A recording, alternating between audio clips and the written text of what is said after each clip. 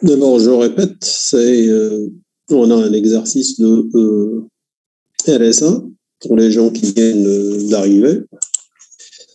On a la clé publique N égale à 35 et E égale à 5.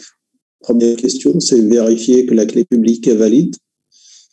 Ça, c'est par rapport au cours, puisqu'on avait dit que lors de la génération de la clé, donc il faudrait que la génération de la clé vérifie quand même un certain nombre de choses, de critères. Donc, c'est ce qui est demandé ici. Ensuite, on demande de calculer la clé privée. Pourquoi? Parce que ici, n, il est petit. Quand même, on peut le décomposer en facteur premier. On peut calculer phi de n et ensuite, on peut trouver d à partir de e. Et dans ce schéma de chiffrement qui est utilisé, donc, on utilise un chiffrement en faisant le codage lettre par lettre, selon RSA. Alors, on vous donne un chiffré, on vous demande de faire l'inverse, c'est-à-dire de déchiffrer ce message.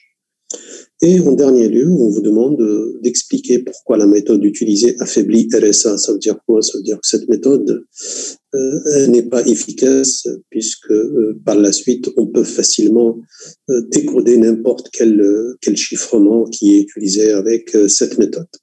Donc ça, c'est les 4 questions auxquelles vous devez répondre en commençant par la première pour vérifier que cette clé, elle est valide.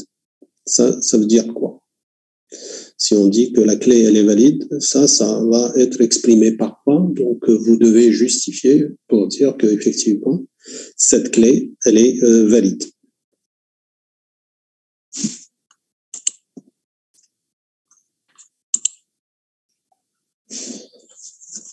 Oh, je vous écoute. On est en TD, en exercice, donc c'est à vous de jouer.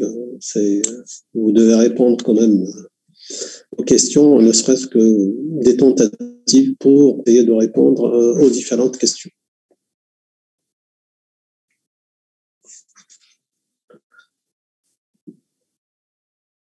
Alors, c'est quoi votre réponse pour la première question?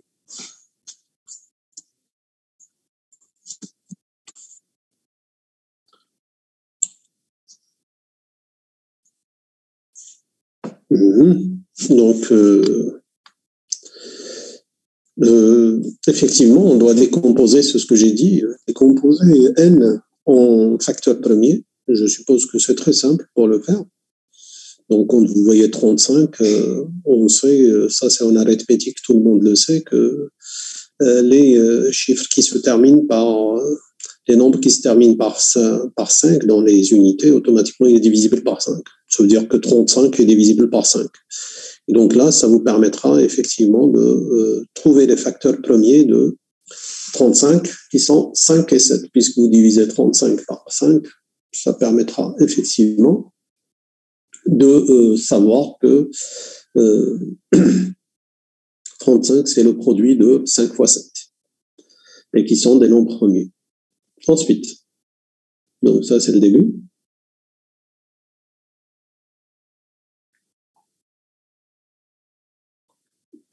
Puisqu'il faut suivre, je dirais, les étapes et les conditions qui ont été définies dans la génération de clés au niveau de RSA.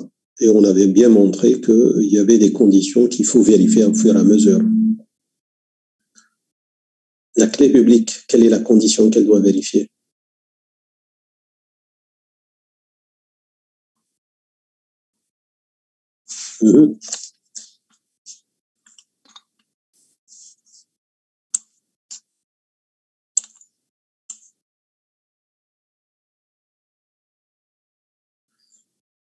Ok, c'est par rapport à Merzkan et Moharrouj. Donc, effectivement, on doit choisir eux qui soient dans l'intervalle 3 jusqu'à phi de n moins 1.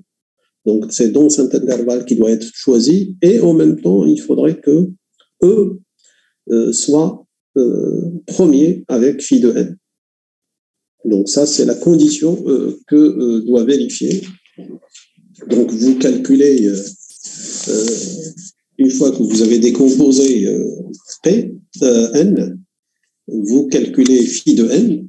Donc, phi de N, c'est quoi? Donc, en calculant 7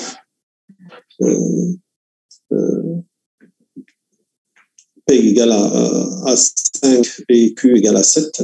Donc, en calculant phi de N, c'est quoi? C'est P-1 fois Q-1. D'accord? Et donc, c'est égal à 24.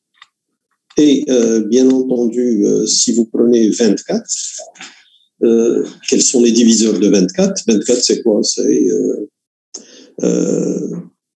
2 fois, ou bien 6 fois 4. 6 fois 4, vous le divisez, c'est quoi? C'est 2 fois 2 fois 3 fois 2. Donc, les diviseurs de 24, c'est quoi? C'est 3 et 2. Or, la clé publique, c'est 5. Donc, 5 n'est pas un diviseur de 24. Et donc, ça nous permettra de répondre à la question, effectivement, et de dire que, effectivement, vous avez effectivement la réponse à la question pour dire que effectivement, on a elle est bel et bien une clé valide, c'est-à-dire c'est une clé qui répond aux critères de génération de clés, à savoir que cette clé elle est choisie dans l'intervalle 3 phi de n moins 1 et en même temps qu'elle a un PGCD avec phi de n égale à 1, c'est-à-dire que la valeur est première avec phi de 1. Donc ça, c'est ce qui permet effectivement de répondre à la première question. Alors, la question suivante, c'est de dire quelle est la clé privée associée. Ça veut dire vous devez trouver ce qu'on appelle la valeur D. Donc c'est ce qu'on a vu dans le cours. On a vu que on peut, à partir de la clé publique, on peut calculer la clé privée. Donc, la clé privée, c'est quoi? On a vu qu'il y a une relation entre la clé publique et la clé privée. Donc, E fois D égale à 1 modulo phi de n. Ça veut dire quoi? Autrement, du point de vue calcul, ça veut dire que tout simplement que D est l'inverse de E modulo phi de n. Donc ça, ce qui vous permettra de calculer la clé privée. Donc c'est ce qu'on a vu dans les cours précédents pour le calcul de l'inverse. Donc on a vu l'algorithme d'Euclide étendu qu'il faut appliquer et ça vous permettra effectivement de calculer la valeur de D. Ça veut dire que vous avez phi de n, vous l'avez calculé, c'est 24. Vous avez E qui est 5. Et donc, vous allez calculer l'inverse de 5 modulo 24. Donc là, en appliquant directement l'algorithme d'Euclide étendu, ça vous permettra de trouver la valeur, je dirais, de D. Donc, c'est une application directe de l'algorithme d'Euclide étendu que vous connaissez. Et donc, si vous faites le calcul, et j'espère que vous avez fait le calcul avec l'algorithme d'Euclide étendu et non pas d'utiliser des petits programmes qui permettent de le faire, de vous familiariser parce qu'un examen, vous devez le calculer à la main. Il y a ni machine, rien du tout. Donc, vous devez faire le calcul à la main en utilisant l'algorithme d'Euclide étendu. Alors, bien entendu, si on déroule l'algorithme d'Euclide étendu, donc vous avez 24 d'un côté et vous avez 5 de l'autre, et vous appliquez pas à pas, vous arrivez à trouver effectivement la valeur de D qui est égale à 5. Donc là, D est égal à 5, et effectivement, donc on peut le vérifier à la main. D est égal à 5, E égale à 5, donc D fois E, c'est bien égal à 25. 25 modulo 24 est égal à 1. Donc, ce qui vérifie effectivement la relation E fois D est égal à 1 modulo phi de R. Maintenant, l'étape suivante. Donc, vous avez le codage qui est utilisé ici. Donc, avec les valeurs, vous avez A est égal à 1, B égale à 2, C égale à 3, D 4. Ensuite, il y a les valeurs qui vont changer au fur et à mesure. Donc, vous n'avez pas un ordre, je dirais, par la suite, on change légèrement les choses.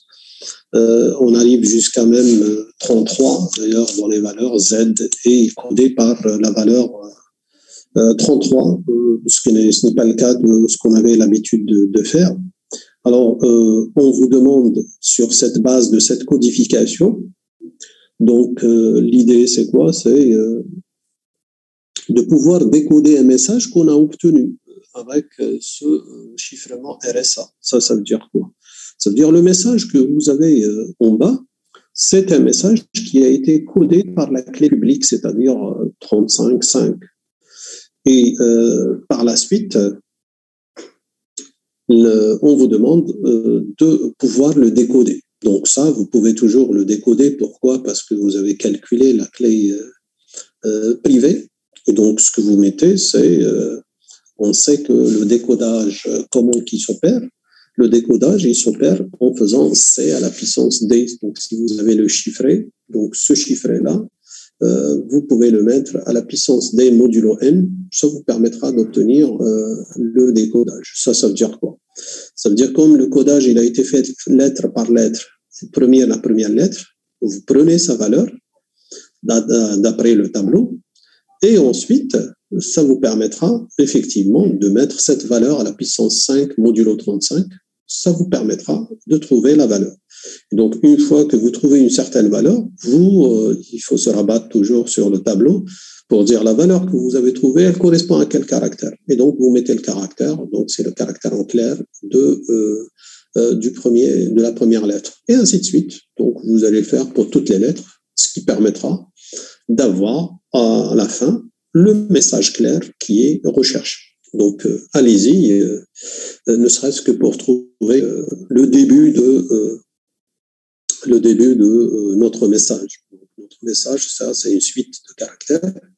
Et donc, il va falloir décoder caractère par caractère jusqu'à arriver à la fin. Et on aura le message complet qui sera décodé. Et donc, on aura le message en clair total, en entier.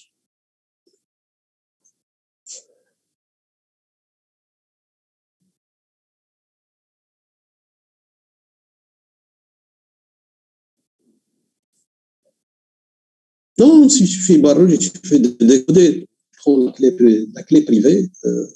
Là, pour ta remarque, on dira un mot tout à l'heure, mais pour le moment, on applique l'algorithme tel qu'il est défini, c'est-à-dire quand je veux décoder, il suffit de mettre le message chiffré à la puissance D modulo N, et ça permettra effectivement de trouver le résultat. Donc, il faut aller dans ce sens.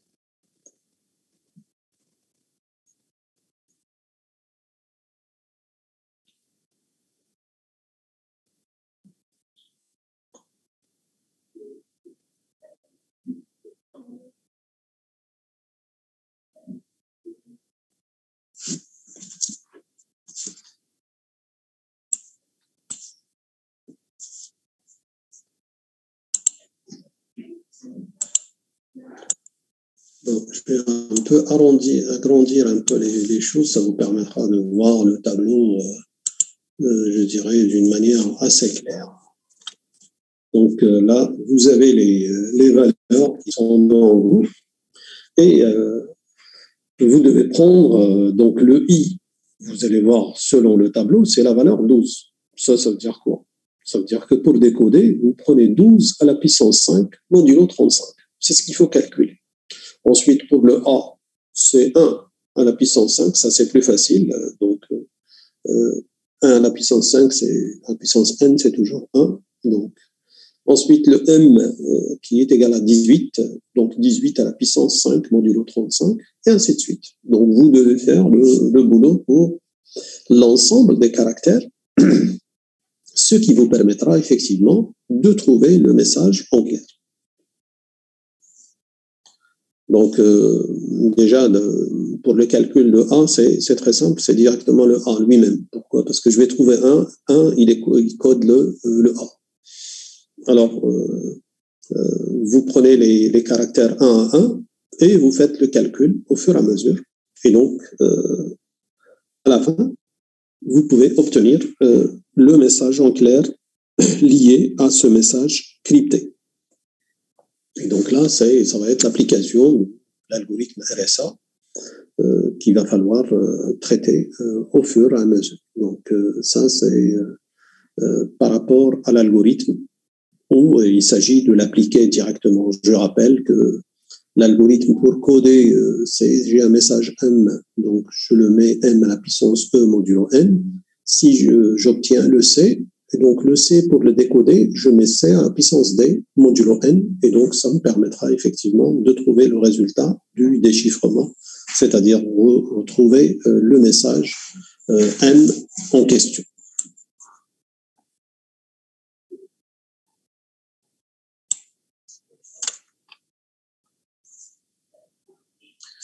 Oui, c'est la démarche rouge, mais il faut calculer pour trouver le résultat. Et ça permettra d'appliquer, on va dire, dans la foulée, vous pouvez appliquer ce qu'on a déjà vu dans le cours, c'est l'exponentiation modulaire.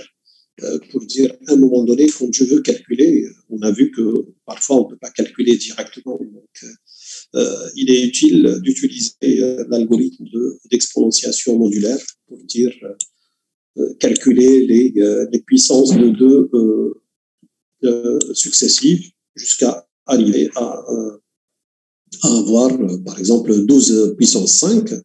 Je peux le faire, donc j'ai le 12 à la puissance 2. Une fois que j'ai la puissance 12 à la puissance 2, vous pouvez mettre le 12 à la puissance 4. Et une fois que vous avez le 12 puissance 4, c'est très simple. 12 à la puissance 5, c'est quoi? C'est 12 à la puissance 4 fois 12. Et donc là, vous avez le résultat directement. Donc, de la sorte, vous arrivez à faire les calculs d'une manière progressive, c'est-à-dire au fur et à mesure, vous augmentez je dirais, le calcul qui se fait de proche en proche, c'est-à-dire à chaque fois, on calcule un élément et à partir de cet élément-là, on peut calculer le suivant. Ça, c'est ce qu'on a déjà vu dans le cours. Et maintenant, il s'agit d'appliquer effectivement ce qu'on a vu dans le cours, ce qui vous permettra de mettre en réalité les concepts qu'on a déjà vus dans le cours. Alors, est-ce qu'il y a quelqu'un qui a trouvé ne serait-ce que le début du message, donc après avoir fait les calculs? Oui, effectivement, Ken Mahari qui a trouvé juste le début, Merabet qui a trouvé le message en entier, Nour qui a trouvé juste les 5 premiers caractères. Effectivement, c'est le calcul qui se fait de la sorte et ça permettra effectivement de trouver la solution en dernier lieu. Donc ça, c'est, je dirais, le plus important, c'est quoi? C'est la démarche qui est utilisée et par la suite, vous pouvez trouver le résultat. Donc voici, je dirais, la correction au fur et à mesure, ce qui permettra aux gens qui n'ont pas pu trouver la solution de suivre les étapes pas à pas. Donc vérifier que c'est une clé publique valide. Comment on le fait? Donc on décompose le n en facteur premier, c'est 5 et 7. Ensuite, donc le n, c'est bien le produit de 2 nombres premiers. Et donc ça, c'était dans le cours, on a vu que n doit être le produit de 2 nombres premiers, ce qui est le cas ici, 5 et 7. Ensuite, on calcule phi de n. Donc, phi de n, c'est P-1 fois Q-1, c'est-à-dire 6 fois 4, ce qui donne 24. Et on a le 5 qui est premier avec 24.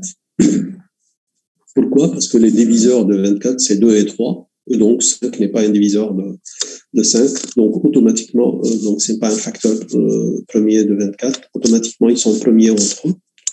Et ce qui voudra dire qu'on peut prendre le 5 comme étant une clé publique. Pourquoi? Parce qu'elle vérifie toutes les conditions.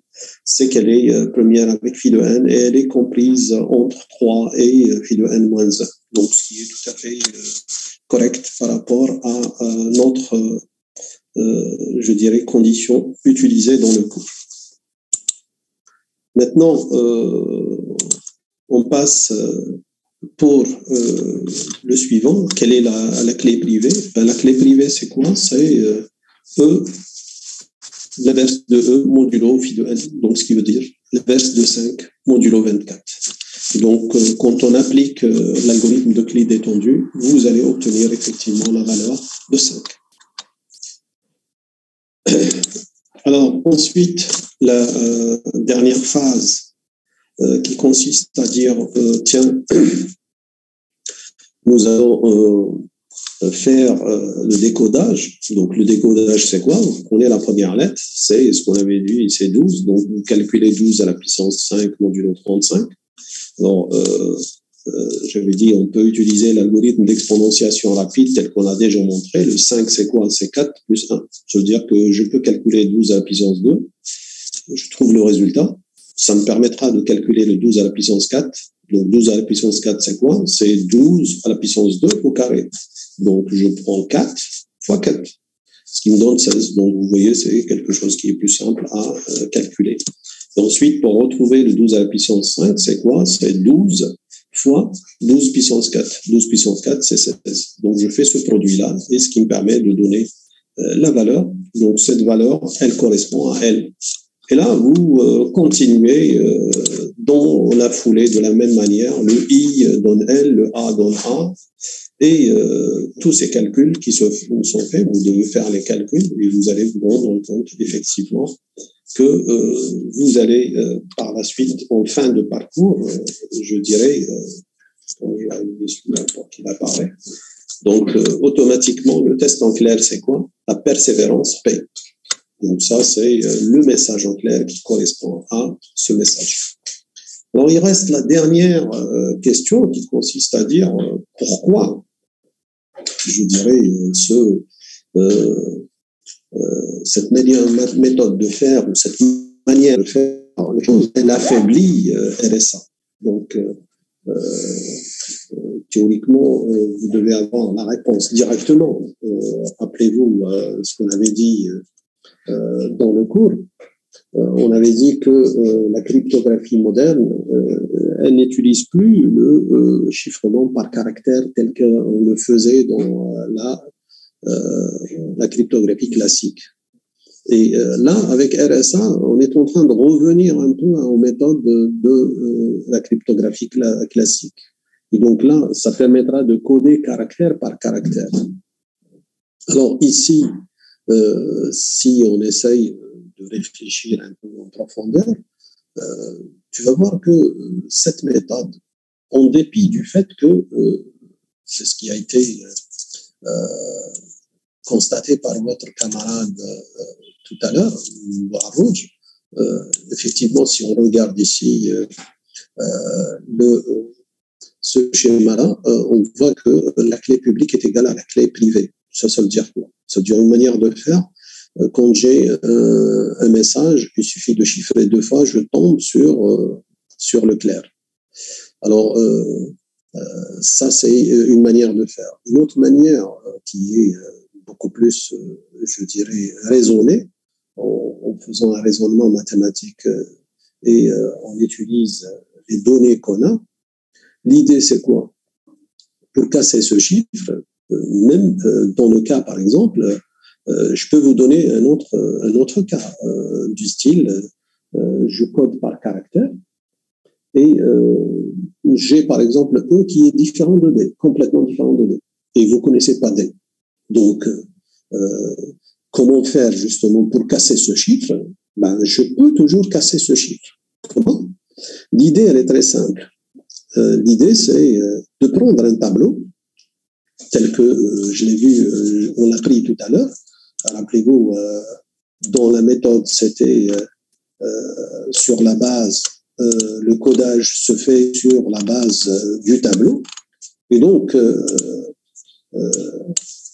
ce que je peux faire, je peux utiliser effectivement le tableau, ce tableau-là. Je prends ce tableau. Ça veut dire chaque caractère, il a un code. Et donc, l'idée, c'est quoi? Je vais dresser un autre tableau ou greffer un tableau à la suite de celui-là pour voir le A, quelle est sa valeur. Pour le chiffrer, ça me donne une nouvelle valeur. Cette nouvelle valeur, elle va correspondre à quel caractère? Je vais mettre le caractère en dessous. Et ainsi de suite. Je vais le faire pour tous les caractères. Ça veut dire que par la suite, si j'ai un message chiffré, l'idée c'est quoi? Je reviens juste à mon tableau pour voir un caractère codé, il correspond à quel caractère en clair. Et donc, du coup, j'arrive à décoder n'importe quel message. Donc là, pourquoi? Parce que le codage qui est fait, il est fait par caractère. Et donc, ça veut dire, si je connais le codage d'un caractère clair, je peux trouver la correspondance par la suite, puisqu'il s'agit de le remplacer par un autre caractère. Et donc là, ça veut dire que je vais définir, ça revient à un schéma de substitution. Ça veut dire que vous allez substituer un caractère par un autre caractère. Donc, dès que j'ai fait le calcul pour le chiffrement, je peux l'utiliser à travers mon tableau dans la manière inverse. Et donc ça, ce qui me permet de dire que effectivement, ce chiffrement, il affaiblit effectivement ce chiffrement, et on n'a pas besoin je dirais, d'avoir la clé privée, c'est juste d'avoir la clé publique. Et l'idée, c'est quoi? C'est de constituer juste un tableau pour dire chaque caractère, quel est le caractère qui va le coder. Et ça revient à ce que vous connaissez déjà, au chiffrement par substitution, sans plus. Ça veut dire qu'on est revenu au chiffrement classique d'une manière indirecte, même si on est en train d'utiliser RSA, mais réellement, on se trouve dans le schéma classique de substitution qui permet de substituer un caractère par un autre. Et donc là, il suffit juste de créer le tableau. Ça vous permettra effectivement de pouvoir, je dirais, calculer le déchiffrement directement en utilisant le tableau. Donc, ce que vous avez à faire, c'est juste de faire le tableau de chiffrement et de faire la correspondance entre chaque lettre claire. Quelle est la lettre correspondante? Donc, c'est ce que vous avez fait en faisant le déchiffrement de votre message, c'est que vous avez calculé, et ensuite vous allez trouver la correspondance, etc.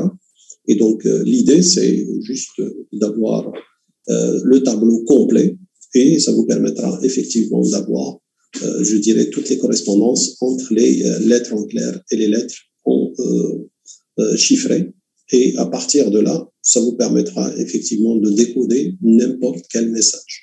Et donc là, ce qui nous revient un peu à ce qu'on avait dit dans le cours au départ, dans le chiffrement moderne, on ne code pas par caractère. Donc, si on code par caractère, donc s'il y a un grand danger, ça veut dire qu'on peut facilement casser le chiffre.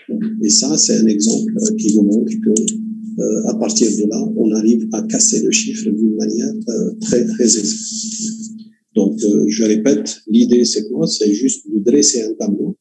Vous chiffrez tous les caractères. Donc, chaque caractère, quand vous chiffrez, vous obtenez une valeur. Cette valeur, en se référant au tableau, vous savez quelle est la lettre qui représente. Et donc là, ça vous permettra d'avoir la correspondance entre les lettres claires et les lettres chiffrées. Et ça, par la suite, vous pouvez utiliser ce tableau dans le sens inverse et ça vous permettra de déchiffrer n'importe quel message. Bon, cette première partie se termine maintenant tout de suite, donc avant que ça s'arrête brutalement. Donc, j'arrête la session et je reprends puisqu'on continue notre série d'exercices. Donc, on a vu RSA. de la même manière, ce qu'on avait dans le cours, qu'il y avait une clé de session qui peut être générée d'une manière automatique grâce à l'algorithme ou le protocole de Diffie-Hellman. Et donc, à travers cet exercice, nous allons voir ces propriétés, ces caractéristiques de Diffie-Hellman. Donc, ça, c'est beaucoup plus une question de cours. Quel est le but de l'algorithme de Diffie-Hellman? Et quelles sont les données qui sont publiques et les données qui sont secrètes? Puisque là, ça reprend le protocole de Diffie-Hellman, ça veut dire que vous devez avoir en tête le protocole de Diffie-Hellman, donc pour pouvoir répondre à cette question. Donc, qui est une question beaucoup plus, les deux questions d'ailleurs, sont des questions de cours, donc liées par rapport à ce qu'on a défini. Donc, Boarrouch qui me donne la solution, effectivement, c'est de générer une clé de session. Donc, c'est ce qu'on avait dit de Diffie-Hellman, c'est de pouvoir partager d'une manière, je dirais, secrète, même en utilisant un canal public. Donc, on va avoir un partage d'une clé secrète entre deux interlocuteurs. Donc ça, c'est le but de l'algorithme de Diffie-Hellman. C'est de pouvoir générer une clé de session et qui sera partagée entre deux interlocuteurs et que seuls ces interlocuteurs peuvent être au courant de cette clé. Alors, quelles sont les données qui sont publiques et les données qui sont secrètes? Donc ça, c'est par rapport au protocole qu'on a défini dans le cours. Donc, ce qui vous permettra effectivement d'avoir. Alors, celles qui sont publiques, automatiquement, c'est N et Y. Donc, ce qu'on a, on a deux valeurs de N qui est très grande en général et Y qui est inférieur à N. Donc, il faut préciser aussi que Y est inférieur à N. Ça, c'est pour les valeurs qui sont, ou les données qui sont publiques. Quelles sont les données qui sont secrètes?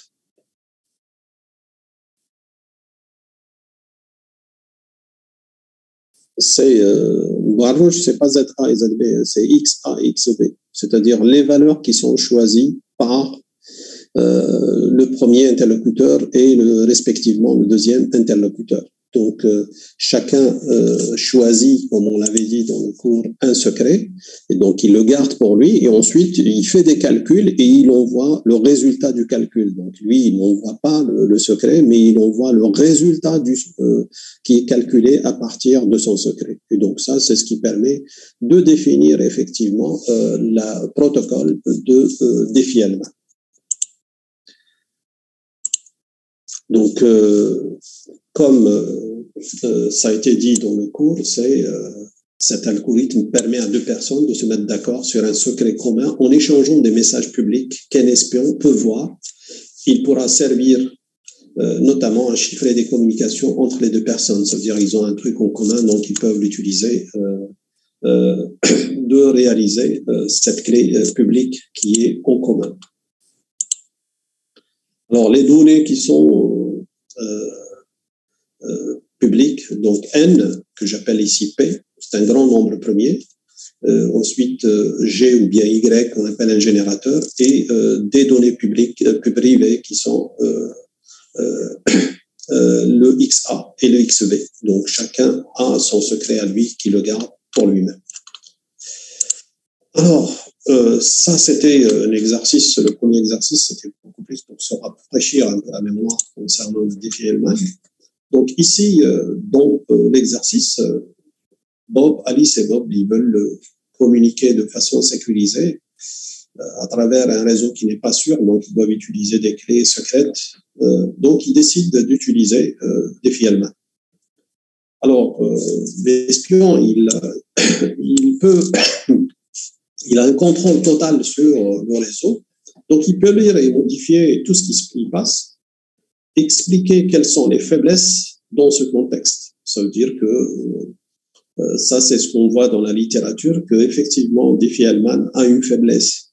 Donc, c'est que ce protocole, c'est qu'on peut l'attaquer, et on peut l'attaquer et le modifier. et sans que les interlocuteurs puissent se rendre compte de la situation. C'est dans la littérature, c'est ce qu'on appelle l'attaque man in the middle. Donc, vous avez l'attaque de l'homme du milieu. C'est-à-dire que vous avez d'un côté Alice, d'un côté Bob. Au milieu, il y a, par exemple, Charlie, ou qu'on nomme en général comme étant le méchant. Donc, lui, il se met entre les deux. Et donc, ce qu'il peut faire, il peut attaquer ce protocole et sans que Alice et Bob ne puissent se rendre compte. Donc, à votre avis, qu'est-ce qu'il peut faire? Donc, d'une manière intuitive. Donc, le but entre Alice et Bob, c'est de partager une clé secrète. Donc, lui, il va se mettre au milieu.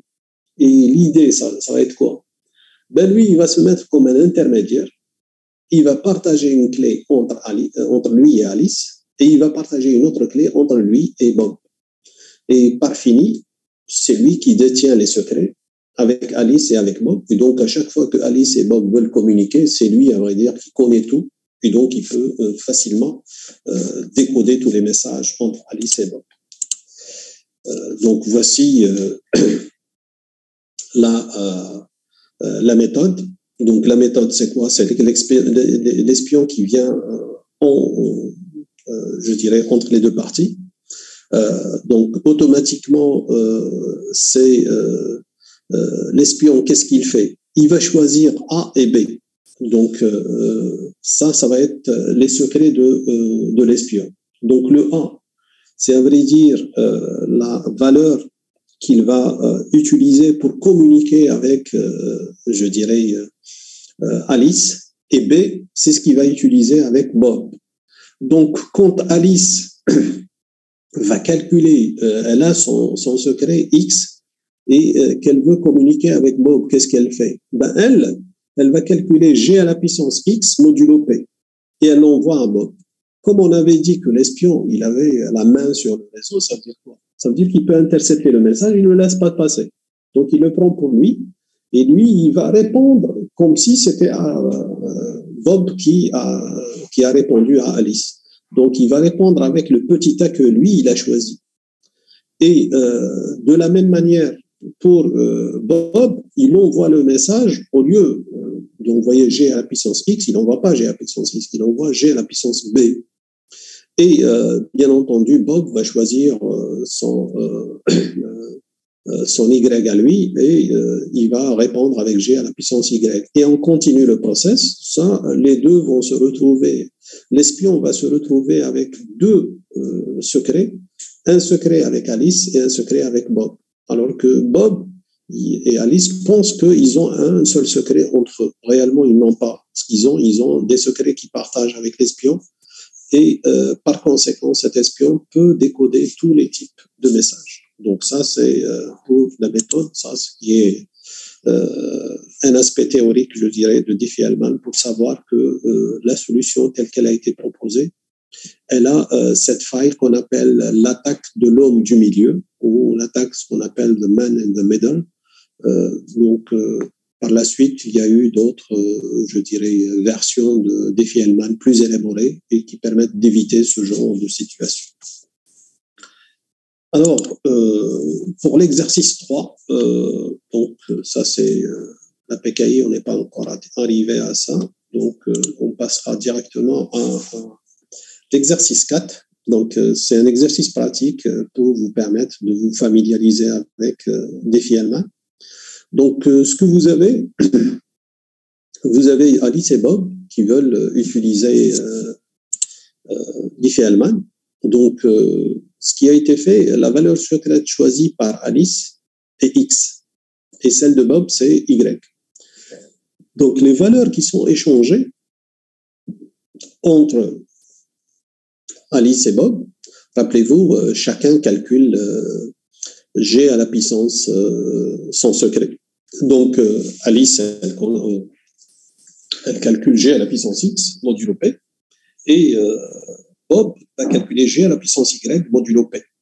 Alors ici, on vous donne les valeurs de P et de G. Donc, P, c'est 71 et G, c'est 7. là, ce qu'on vous donne, donner les deux paires possibles de x, y, de telle sorte que la clé partagée soit égale à 1.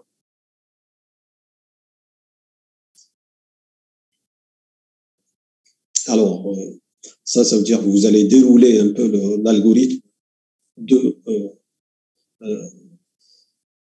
Diffie-Hellman et vous devez voir quelles sont les possibilités qui permettent d'obtenir une clé partagée est égale à 1. Alors, rappelez-vous, la clé partagée, c'est quoi? C'est que G à la puissance X est envoyé à Bob. Ensuite, Bob, qu'est-ce qu'il fait? Il met G à la puissance X, le tout à la puissance Y. Et inversement, Alice, qu'est-ce qu'elle fait? Elle a G à la puissance Y qu'elle reçoit. Et ça permettra effectivement d'avoir G à la puissance Y, le tout à la puissance X. Et c'est comme ça que chacun d'eux retrouve la même valeur qui est utilisée comme une clé de session partagée. Donc ici, on essaye de vous faire pousser à réfléchir autrement pour dire il y a une clé de session, ça veut dire que le but final, on est arrivé à cette clé de session. Cette clé de session qui est égale à 1. Donc, vous devez trouver le x et y de telle sorte que ces valeurs, si on les utilise dans le protocole de Diffie-Hellman que vous connaissez, nous donnera effectivement la valeur 1.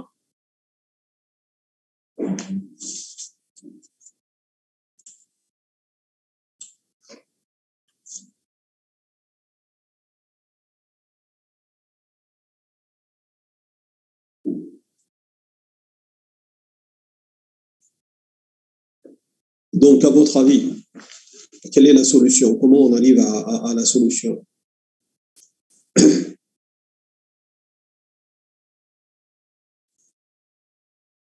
Y est l'inverse de X. Non, ce n'est pas l'inverse de X. Y n'est pas l'inverse de X. Y, c'est un exposant, X, c'est un exposant. Tu vas chercher, à vrai dire, la valeur de Y de telle sorte que G à la puissance X à la puissance Y va donner 1. Ce n'est pas le fait que X est l'inverse de Y.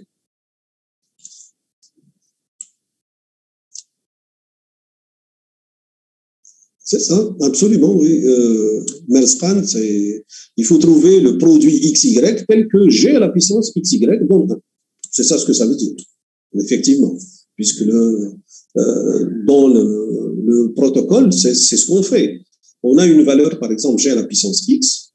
Ensuite, on le met à la puissance Y et ça permettra de trouver la clé de session. Donc, dans notre cas, la clé de session est égale à 1. Et donc, ça, vous devez trouver les combinaisons qui permettent effectivement de trouver la valeur 1.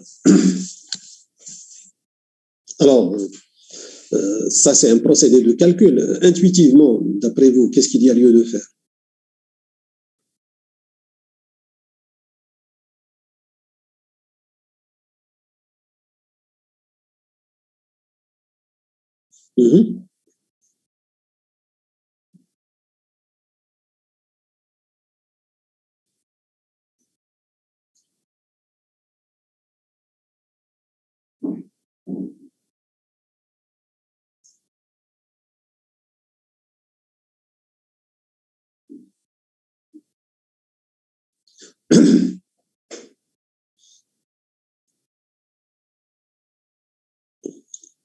Donc, si on prend G à la puissance X à la puissance Y, ça c'est quoi?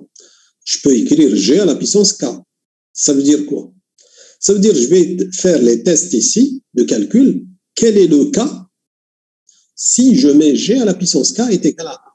Ça veut dire que j'élève G à la puissance K, j'obtiens le 1. Donc ça nous permettra de trouver ce K. Une fois que vous avez trouvé ce K, il suffit de le décomposer en couple X, Y, et vous avez la solution de votre exercice. Donc, ça permettra de trouver le couple de X, Y, dont le produit est égal à un certain K, qui, lui, G à la puissance K, me donne 1. C'est ça la solution de l'exercice.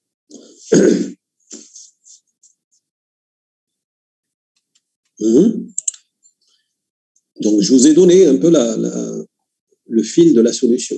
Donc, quelles sont, je dirais, les valeurs de X et de Y. Donc, première étape, c'est de trouver cette puissance qui donne le 1.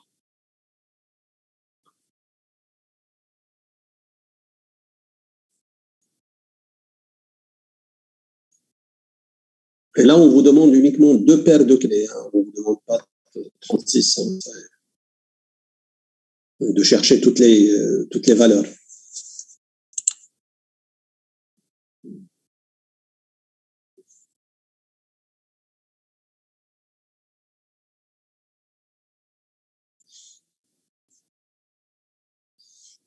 Faites les calculs et ça vous permettra de trouver justement ce cas qui est recherché, qui permet de donner 1.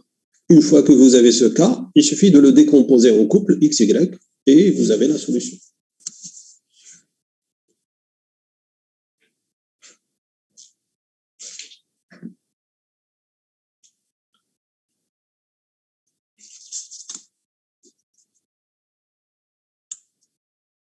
Alors, personne n'a trouvé la solution.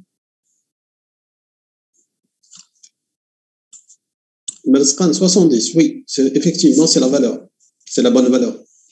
Donc, si vous mettez G à la puissance 70, modulo 71, vous allez trouver effectivement 1.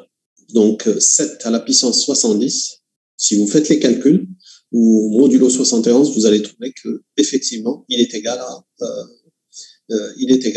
1. Donc, à partir de là, il suffit de décomposer 70. Donc, vous avez plusieurs possibilités. Donc, une première possibilité, c'est quoi? Donc, quand je vois directement 70, c'est je peux trouver 7 et 10, ou bien 10 et 7, puisqu'on vous demande d'abord de donner 2 paires possibles. Donc, tu prends 10 et 7, ensuite tu peux intervertir pour dire 7 et 10. Comme tu peux prendre un truc plus trivial, tu peux prendre 1 et 70. C'est valable, puisque le produit 2 et 35, et ainsi de suite. Donc, là, on vous a demandé uniquement 2 paires de clés, pas plus. Donc, ça vous permettra de trouver cette solution. Donc, ici,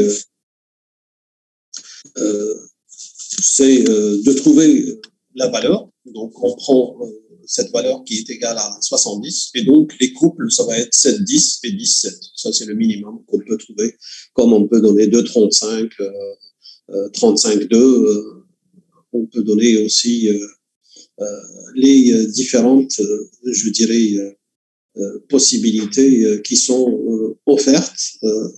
Donc, ça vous donne 14 et 5, etc. Donc, plusieurs combinaisons. L'essentiel, c'est de trouver 2 combinaisons. Et là, toute l'astuce, c'est quoi? C'est de trouver la puissance qui permet de donner la valeur de 1. Et donc là, cette puissance, quand on fait les calculs, c'est 70 qui permet de donner cette valeur. Et donc, cette valeur-là, il suffit de la décomposer en produit de X, Y, et vous avez la solution. Alors, dans la suite, ce qu'on avait dit, un attaquant prend connaissance du produit Z1, Z2, qui est égal à 7. Donnez 2 paires de clés, X, Y, qui permettent de satisfaire l'attaquant. Donc, à peu près, on est en train de prendre les choses à l'envers. Donc, ici, il y a un attaquant qui était en train de vérifier, de sniffer un peu les messages. Donc, rappelez-vous, le Z1 et le Z2, donc, qui sont envoyés de part et d'autre. Donc, lui, il a pu prendre connaissance que leur produit est égal à 7. Ça veut dire que donner je dirais, les deux paires possibles qui permettent de satisfaire l'attaquant, c'est-à-dire quelles sont ces valeurs qui ont été choisies de part et d'autre pour arriver à ce seuil. Et donc ça, c'est la même chose que tout à l'heure. Donc, vous prenez si tu prends ce produit, donc automatiquement, de trouver la valeur. Donc, tu exprimes Z1, c'est quoi, et Z2, c'est quoi. Donc, on a la description de Z1 et de Z2. Donc, ça te permettra de trouver la relation qui existe entre eux. Et ensuite, à partir de là, ça te permettra de trouver les couples X et Y.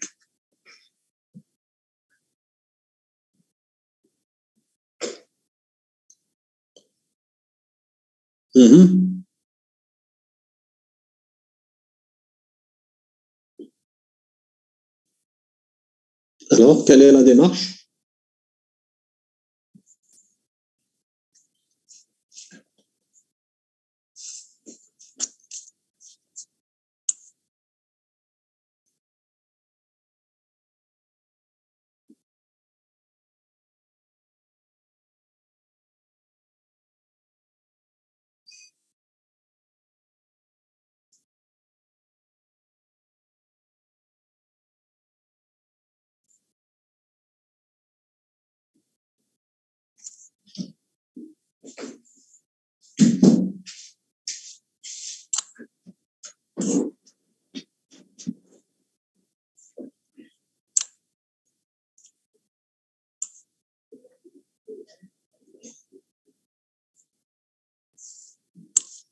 Alors, quelle est votre réponse?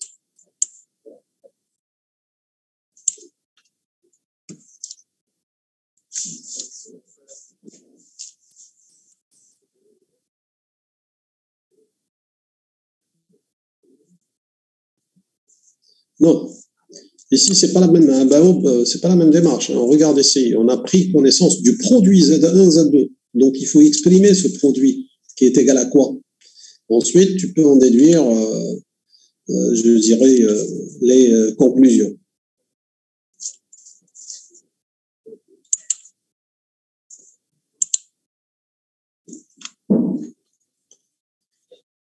Visiblement, vous n'avez pas trouvé.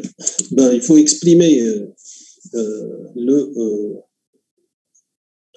le produit Z1, Z2 modulo P, ce qui permet de satisfaire donc le produit Z1 fois Z2 qui donnera le 7. Donc ça permettra de trouver les valeurs.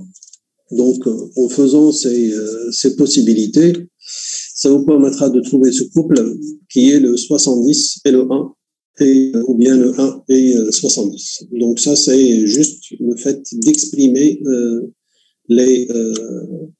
je dirais, la valeur, ce qui vous permettra effectivement de pouvoir retrouver cet élément.